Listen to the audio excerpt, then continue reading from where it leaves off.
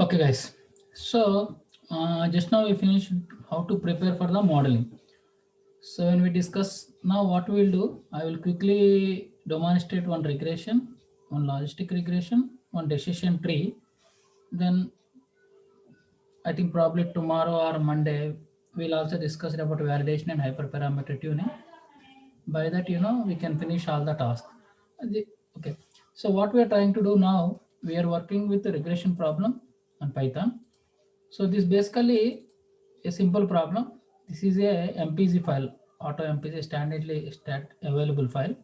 Here is a cost data basically. We need to basically predict the mileage per gallon based on the number of cylinders in the car, displacement, horsepower, weight of the car, accelerator, and also type of the car. So this is a typical regression problem. Let's see how we do in the Python regression. So simple. I told you that we need to import this file. So I am reading cost.d_df equal pd.read underscore cf auto mpg.csv. We are reading this data. Now, now if you want to see cost df.shape, we need to see how many people, how many rows and columns. We have 398 rows and 9 columns are there. That's what it's saying. Cars underscore df.df, 1 minute, guys. Is basically type of the attributes. I mean variable names. If you, as we saw, MPG is a float, cylinder is integer, displacement is a float. This is what variable. Now what if you want to see the data, I will share all the files today at one go. So this is what we'll see the head of the files. It means basically we can see the top 5 respondents data. And in order to see this is the process now. Once you see the data, now first step is we need to check for the missing value. How do you check the missing value? Is null sum. You see, is there any missing value? We have 6 horsepower or missing values are there. So how can we remove the missing value? Because the horsepower is the continuous value, we can remove the missing value by using mean value. That's what we are doing. Fill now with mean. Then the same thing we are doing. Is there any missing values or not? Now what will happen? The missing values will be imputed. Now traditionally, before doing any analysis, we need to do a lot of exploratory analysis. That's why we need to do univariate. Whatever we have discussed so far, we are doing in a project. So if you want to see the univariate analysis, first if you want to do analysis at data frame level, what we can do, cost.df dot describe. It will give the statistics measure for all the variables. But if you want to see only one variable, you can say cost.mpg is basically our dependent variable. So cost underscore df underscore mpg will take that variable, and if you say describe, this is what it will give the same, the first row of the first column of the above thing. Okay. Now, if you want to plot, this is what people will do generally, histogram, and it is the positively skewed also. If you want, you can do the transformation or not. You can also skew the skewness and kurtosis also. It's the positively skewed and kurtosis also very good. Now, similarly, we can do by using cylinder. Each column, generally, we need to understand the data individually. Then we can also see how many cylinders are there, value.count. If you want to find the percentage, you can divide it by length of this thing. So same thing, if you want to get the percentage, you can get, how can you do? Divided by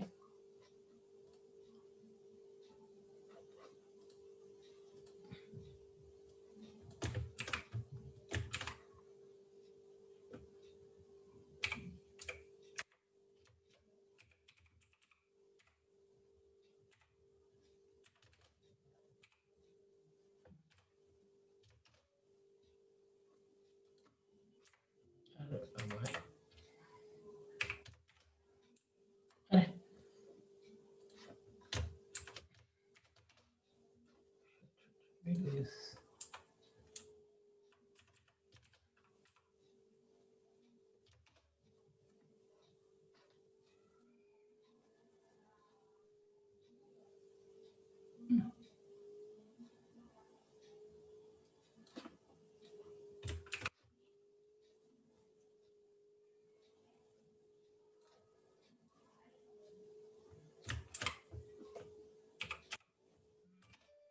That's how we'll get the percentages. And if you because cylinder is the categorical variable, we need to convert them into dummy variables. That's what we are doing. We are doing get underscore dummies. We are creating the dummy variables and concatenating to cost df, and then we also remove the access equal to 1 means there will be added. Okay. So what we are doing, cars underscore df pd concatenate cars underscore df pd dot get dummies. Cylinder column we are converting into the dummies, and after our dummies is coming, we are adding back to the cars dash df. That's what we are doing here. If you see cars dot df here, if you see here cars dot df once again, you can see the dummies also added. Hopefully. See, that's what, cylinder 3. If the car is cylinder 3, you will get one dummy. Car is cylinder 4, that's what we do. Now, same thing for displacement also. This just repeat generally displacement. And box plot is basically for, outliers. If any outliers are there, we'll basically remove. There is one outlier, we have removed the outlier. These are all what we have done so far. Then what we need to do here, actually it will come. We are basically removing the outliers. Basically, if you go one by one, you'll understand. Then there is no outliers. We remove the outliers. Now what we need to, same thing for horse force also. Like we have to practice this. Understanding if outliers are, we are removing the outliers, making sure that outliers are not there. Okay. Then accelerator column also we are doing. Like all the columns we will do this. Okay. Now weight columns also. Describe weight we will do. Original column. We are doing dummies. Yeah. Now this is the final variable. Up to this stage is very easy. Yeah. Now, because once you create the name is not important, car name is not important variable. That's why we remove the dropping that variable from the data. That's why it is do. So then feature columns are there. What? These are all the feature columns we have, like displacement, horsepower, weight, acceleration. Cylinder is basically a categorical variable. Origin is also categorical variable. Age. So these are all the variable, and target column is MPG. Okay, that's what our variable. Now we already discussed, in the machine learning, if you wanted to find the generalization capability, we need to basically train it. You need to do the cross validation. So for the do the cross validation, we in mostly we are doing time split condition. That is the validation condition. We will put some 70% as training data and 30% as testing data, and fit the model on training data and see the testing data. So the task will be done by using this model. From sklearn.model selection, import train test split. When I say train test split, it can be used for the validation. So X bar train, X test, Y train, and Y test. We'll use X train, Y train for testing the model. Then we build the model on Y train and get the predicted value, test against Y test value, and see the accuracy. Understand? So that's what we are doing. And here I am doing 90% as training and 10% as testing. Very small data. That's what it does. Okay. That's what it does. Now we have train. So where do we fit the model? We always fit the model on train data. There is a stat model package is there. So what we import stat model as ASM, X equal to SM dot constant. We are using regression which constant. So we are putting Y train on XC. What is XC? XC is basically this one constant, and we are basically fitting the model. So first I fit the model with only constant. So this is what the model is, basically constant all the values. This is what your beta coefficients and t value, this and what is the r square, and here you see the BIC value. R square is 87, R square is 88. You know what is the difference between R square and adjusted R square. I am not explaining all this. This is what. Now, but our aim is to predict the future value. This is how you will get the predicted future value. If you put this is what the predicted value is. And once you put the model, you will also get the predicted values. Now, this is what your predicted value for each respondent.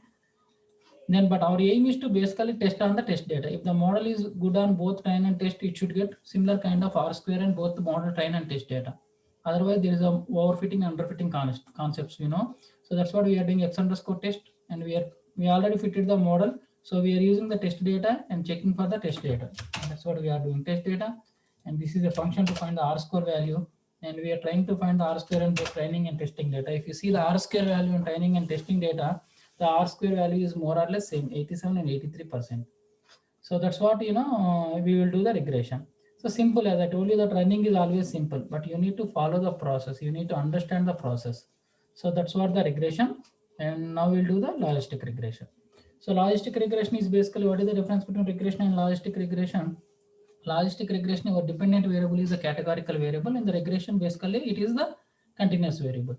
So when your dependent is variable is the categorical variable, instead of fitting the equation directly, we transform the data into a shape, then we fit the regression on top of it. Then in order to convert back into the original data, we will use the e-power data. So we're using our famous data, Titanic data. Titanic data has a lot of information, but whether the patient survived or not. We are trying to build whether the patient is survived or not. So we are building model for the patient to survive or not. Predict this is what the data we have, and this is what the data types. We have passenger ID, whether survived or not. That is the dependent variable. P class is class, name is name, sex, age. These are all the variables. If you wanted to see the data, this is the top 10 rows of your data. Then as usual, the steps is first you need to check for the missing value. There are missing value. If it's the missing value, we can replace whether the continuous variable, then we replace with the age, mean. If it is categorical value, we'll replace with mean or median. If it is a categorical value, then we will replace with mode. And then once you do that, we can also find the percentage of missing value. If the missing value is more than 50%, then what we can do, we can remove that variable. Here, this particular cabin has more than 50% missing value. We are removing from the analysis. That's why we are dropping from the data. Okay. So then embarked is basically a categorical variable, which I think we need to replace with the mode. That's what we are doing. Once we do the missing value treatment, all your missing values, there is no missing values are there. Okay. Now what we need to do, we basically need to see the full data. After missing value, this is what we can see the data. Then quickly I'm going, this is not required. Just we printed the data, it's not required. Then value underscore counts, we can see the counts, and we can also see the like distribution, shapes, pictures, whatever you want. Now you need to see how it depends upon the situation. Now where you want to show the code. How can you show here I showed the passenger tickets also. Okay. Then I can all the categorical variables, I convert them into the dummy variables. Like P class is the categorical variable, so I converted them into the dummy. Similarly, sex, gender is the categorical variable. Get dummies, 2 variables I created. Embarked is 3 variables I created. Now once I do this is what happening. Class becomes 3 variable, embarked becomes 2 variable, and sex becomes the 2 variable when I do the dummy variable. Okay. Then once that is done, we need to basically drop some of the feature columns. Now we need to specify what is the input and what is the dependent variable. So feature columns equal to, columns are not equal to passenger ID. Passenger ID, P class, anyway we converted P class into dummies. That's why we are not taking that variable. Name also we are not taking. Sex also we created into dummies. Ticket, embark. So these variables we survived, because survived is the dependent variables. Except all these variable, every other variable we are taking as the feature columns. Okay, that means X input variables. So we are not taking P class, name, sex, ticket, embarked, because we converted them into dummies. Once we converted them into the dummies, we don't need the original variables, correct? That's why we remove the original variables along with the dependent variable, and I made dependent variable as survived. That is survived is the dependent variable. Now what we need to do, we cleared the data, we processed the data, we created the dummy variables. Now we need to split the data for the generalization capability. For that, what I am doing, same, I am basically doing validation, train split condition. So X train, X test, Y train, Y test, same 90% training and 10% testing. Why this random seed is important? Because if you want the similar kind of results, you always need to mention this random state. Otherwise, if you give the different kind of random state, when you run the different next time, it will take another 90% as training and other. It may not the same. You may not get the similar kind of results. In order to produce the similar kind of results, you need to fix the random state. Remember this, when you are working with many machine learning, if you want to reproduce the similar kind of output, because there are a lot of randomness involved, you always need to set the random seed. If you set the random seed, you always get the similar kind of results. Okay, that's what I have done here. So then X train, Y train, out of data, I am considering 800 people for the training data and testing on the 90 people. So similarly, like the stat model has logistic regression, I am fitting the logistic regression. Similarly, logistic regression also, and it will also fit it summary. But we discussed, classification problem is always evaluated by the concept of classification model. So I basically create the probabilities. If probability is greater than 1, then survived. because logistic regression will give the probability. If the probability is greater than 0.5, it is the survived. If it is less than 0. It is not survived. That's why I'm convert them into the survived or not survived. Now, how can I classify the classification in a logistic classification problem?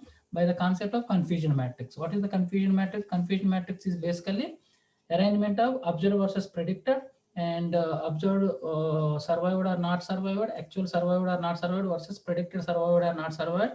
We will get the 2 by 2 matrix. Then we will see the how many cases are correctly classified, that we call as the accuracy, and we also discuss about the precision record, all other measures. We will do that. So that's what we do. And this is what this thing, and this is what the confusion matrix, and this is what the classification report.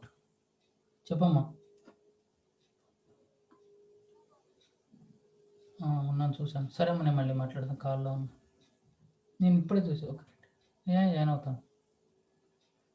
So this is what classification report. If you see how many cases are correctly classified, 47 and 22 on the test data. That means 47 and 22. How many? 9, 69. 69 out of 70. If the accuracy is coming around, how much? The accuracy is coming around 77%.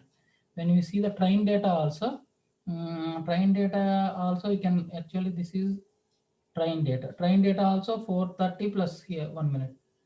Here I can also calculate a confusion matrix for train data also. If the both train and test has similar kind of accuracy, then the model is good. So train data also I can do this. Train and prediction time.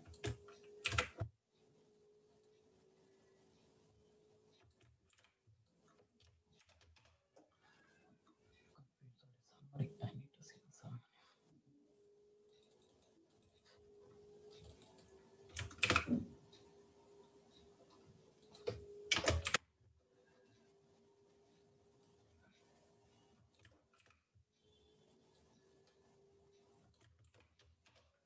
So here it is also giving 81%. On train data it is giving 81%.